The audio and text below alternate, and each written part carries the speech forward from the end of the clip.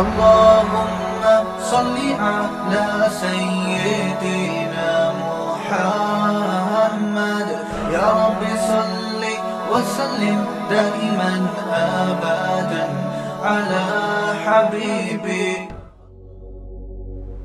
نبی صلی اللہ علیہ وسلم نے فرمایا انسان اللہ سے دعا مانگتا ہے، زندگی بھر مانگتا رہتا ہے، اور اللہ زندگی بھر دعاؤں کو قبول کرتے رہتے ہیں، لیکن اس کو نظر نہیں آ رہا ہوتا.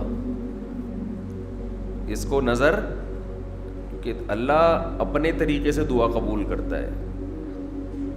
اگر اللہ ایسے دعا قبول کرے نا، آپ نے ادھر کہا اے اللہ میری تنخواہ ڈبل کر دے،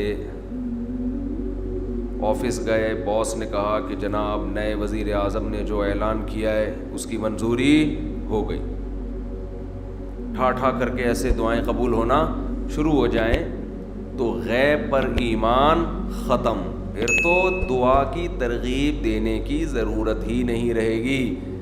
سب لوگ مصلی لے کے مسجد میں آ جائیں گے، سارا دن دعائیں مانگتے رہیں گے کہ اللہ سے جو مانگو ملتا ہے. خربوزہ مانگو خربوزہ ملتا ہے، تربوز مانگو تربوز ملتا ہے، افطاری میں پکوڑے مانگو پکوڑے ملتے ہیں، سموسے مانگو، بھوک لگ رہی ہے کیا کریں، سموسے ملتے ہیں، جو مانگو وہ ملتا ہے. تو دعائیں تو لازمی قبول ہوتی ہیں، لیکن انداز وہ ہوتا ہے جو اللہ کرتے ہیں. اللہ کہتے ہیں میں اپنے طریقے سے کروں گا. اب اس کی بڑی لمبی چوڑی تفصیل ہے کہ کیسے قبول ہوتی ہے. بعض دفعہ جو چیز مانگ رہے ہیں اللہ وہی دے دیتا ہے آپ کو، بعض دفعہ اس کا متبادل دے دیتا ہے، آلٹرنیٹ دے دیتا ہے، بعض دفعہ نہ آلٹرنیٹ دیتا ہے نہ وہ چیز دیتا ہے. کوئی مصیبت آنے والی ہوتی ہے، اس دعا کی برکت سے اس مصیبت کو ٹال دیتا ہے. آپ اپنے بیٹے کے لیے بچی کے لیے دعا مانگ رہے ہیں اس کو ٹھیک کر دے، وہ ٹھیک نہیں ہوئی لیکن دوسری نے بیمار ہونا تھا، اللہ نے اس سے وبا کو ٹال دیا.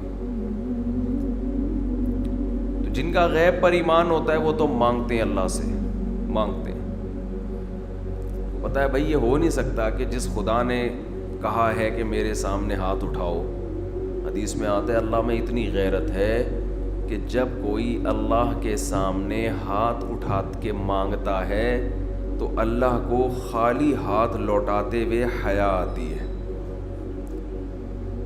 بڑے سیٹھ کے پاس کوئی بھکاری جائے اور پیسے مانگے اور وہ اس کو دھتکار دے تو بھکاری کہے گا نا یار نام تو بڑا سنا تھا آپ کا، بڑے سخی ہو. تو اللہ کو حیا آتی ہے کہ ان ہاتھوں کو خالی لوٹائے، دیتا ہے لازمی. تبھی ہم نے اہل اللہ کو دیکھا ہے کہ مانگتے بہت ہیں، بڑی لمبی لمبی دعائیں مانگتے ہیں. لوگ ان کو بے وقوف سمجھتے ہیں کہ یار یہ ہر وقت مصلی پہ دعائیں مانگتے رہتے ہیں لمبی لمبی، ملتا تو کچھ ہے نہیں. انہیں پتہ ہے کہ یہ بہت ملتا ہے اللہ سے مانگنے سے، لیکن اللہ کا انداز ایسا ہوتا ہے کہ صرف وہ مانگیں جن کو غیب پر یقین ہے. یعقوب علیہ السلام ساری زندگی مانگتے رہے اللہ تعالیٰ سے. اس مانگنے کا بدلہ کیا ملا ہے؟ دوسرا بیٹا بھی اللہ نے چھین لیا. عجیب بات ہے یا نہیں ہے؟ پہلا بیٹا گم ہوا تو اللہ سے اس کے ملنے کی دعائیں مانگتے رہے. دعا کیا قبول ہو رہی ہے؟ قحط پڑ گیا، کھانے پینے سے بھی گئے، اس سے بڑی مشکل. راشن لینے کے لیے بھیجا مصر اپنے بیٹوں کو، تو دوسرا بیٹا بھی بولو گیا، وہ بھی بادشاہ نے رکھ لیا. روتے روتے آنکھوں کی بینائی چلی گئی. آپ کی اولادیں آپ سے کیا کہنے لگی ہیں؟ تاللہ تفتأ تذکر یوسف، اللہ کی قسم آپ یوسف کو ابھی تک یاد رکھا ہوا ہے. حتی تکون حرضا او تکون من الہالکین، آپ کی جان نہ چلی جائے. تو زبان سے یہ نہیں کہا کہ میں اللہ سے مانگ مانگ کے تھک گیا ہوں لیکن اللہ دینے کے لیے تیار نہیں ہے، میرا تو دوسرا بیٹا بھی گیا۔ جب دوسرا بیٹا بھی گیا ہے نا، اس وقت یہ الفاظ کہے ہیں کہ آنکھوں کی بینائی چلی گئی، گھر والے کہنے لگے کیا آپ کو ابھی تک یاد ہے؟ کچھ چیزیں غیر اختیاری ہوتی ہیں، اپنے اختیار سے غم کو سوچنا یہ شریعت میں جائز نہیں ہے، لیکن کچھ چیزیں انسان کے اختیار میں نہیں ہوتی۔ وہ غم جو آپ کے اختیار میں نہیں ہے اس پہ آپ کو گناہ نہیں ملتا، بلکہ صبر پہ ثواب ملتا ہے۔ شریعت میں حکم یہ ہے کہ غم کو بھول جاؤ، اس کو ایک ہی چیز کو لے کے مت بیٹھے رہو۔ لیکن حضرت یعقوب علیہ السلام کو اپنے بیٹے سے اتنی محبت، ظاہر ہے اس بیٹے میں بہت ساری خصوصیات تھیں، وہ جانتے تھے کہ اللہ ان کو پیغمبر بنائے گا،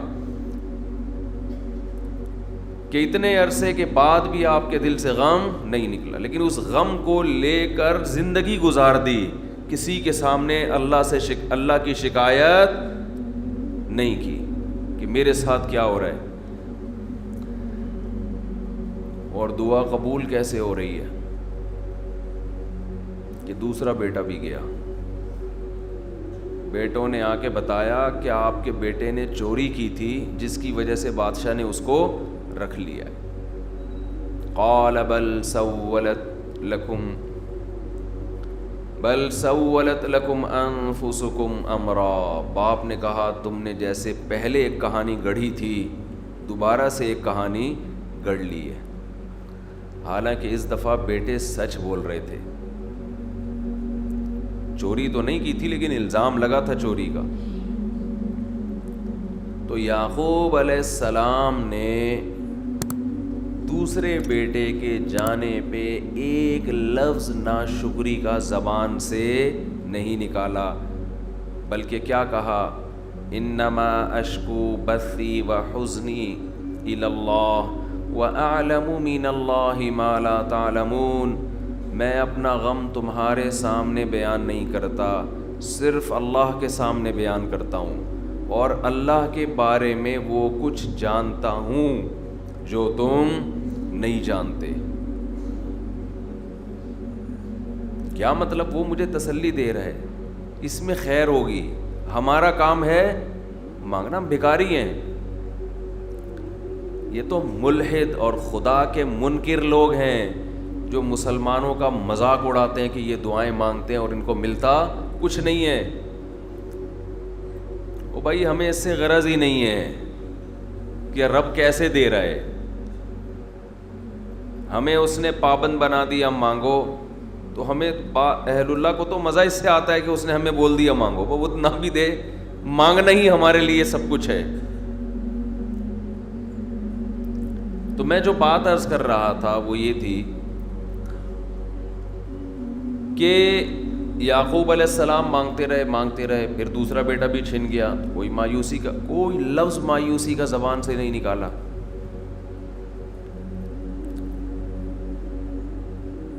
تو حدیث میں آتا ہے کہ ایک بندہ مسلسل دعا مانگتا ہے اور اللہ قبول کرتا ہی رہتا ہے، یہاں تک کہ یہ بندہ ایک دن زبان سے ایک لفظ نکالتا ہے، کیونکہ اس کو قبول ہوتے ہوئے نظر نہیں آ رہی ہوتی نا دعا، یہ زبان سے کیا لفظ نکالتا ہے کہ میں دعا مانگتا ہوں مگر اللہ قبول بولو نہیں کرتا۔ جیسے معاذ اللہ نقل کفر، کہ یعقوب علیہ السلام اگر کہہ دیتے کہ اللہ کئی سال سے دعا مانگ رہا تھا بیٹا مل جائے، مگر تو نے تو دوسرا بھی چھین لیا، لہذا ثابت یہ ہوا کہ میں مانگتا تو ہوں لیکن اوپر والا قبول بولو نہیں کرتا۔ اگر یہ لفظ زبان سے نکالتے، جیسے کہ آج کل لوگ نکالتے ہیں زبان سے، تو حدیث میں آتا ہے یہ جو جملہ زبان سے نکالا ہے اس کے بعد سے اللہ قبول کرنا چھوڑ دیتے ہیں۔ اس سے پہلے ہو رہی تھی. آپ نے یہ لفظ کہہ دیا اس کو ہلکا سمجھ کے. اللہ کے ترازو میں یہ کلمہ، یہ چھوٹا سا جملہ بہت بھاری ہے اللہ کی غضب کو دعوت دینے کے لیے. اللہ کہتے ہیں مجھے تانا دے دیا کہ میں قبول نہیں کرتا. گھروں میں جھگڑا ہوتا ہے نا، عورت کہتی ہے مرد کھلا کھلا کے تھک جائے، بیوی کہتی ہے ہاتھ تنگ کیا ہوا ہے کھلاتے نہیں ہو. بعض دفعہ آدمی کو غصہ آتا ہے کہ اب میں ہاتھ اپنا تنگ کر کے دکھاؤں گا، اب انڈے نہیں لے کر آؤں گا. میں کہتا ہوں چنگیز خان بھی، اگر کوئی چنگیز خان کی اولاد ہے نا، اس میں بھی اتنی طاقت نہیں ہے کہ بیوی کہے کہ 6 انڈے چاہیے اور وہ ان 6 کو 4 کر کے دکھا دے کہ نہیں آج 4 انڈے آئیں گے 6 نہیں آئیں گے. کوئی ہے ایسا مائی کا لال؟ کوئی ایسا مائی کا لال پیدا نہیں ہوا. تو استنبول کیسے فتح کرو گے؟ صحیح، استنبول کیسے فتح کرو؟ سلطان محمد فاتح نے استنبول فتح کیا تھا نا. ایک بڑے بزرگ نے بڑی اچھی بات کہی کہ فرعون نے ہزاروں بچوں کو قتل کیا اور بنی اسرائیل کے نا، لیکن موسیٰ علیہ السلام جب صندوق سے نکلے فرعون نے ارادہ کیا اس کو بھی قتل کروں. فرعون کی بیوی نے کہا لا تقتلوہ، اسے قتل مت کرو. فرعون نے کہا اچھا. فرعون نے کیا کہا؟ ٹھیک، it is okay, no problem. سمجھتے ہو؟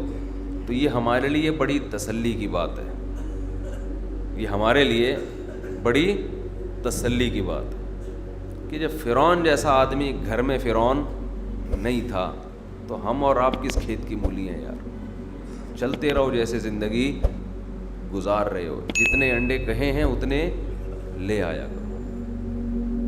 مفتی طارق مسعود صاحب کے بیانات سننے کے لیے youtube.com/مفتی طارق مسعود کو سبسکرائب کریں، اور اگر آپ لائیو ویڈیو کو کبھی بھی مس نہیں کرنا چاہتے ہیں تو سبسکرائب کرنے کے بعد بیل آئیکن پہ کلک کرنا مت بھولیں. جزاک اللہ.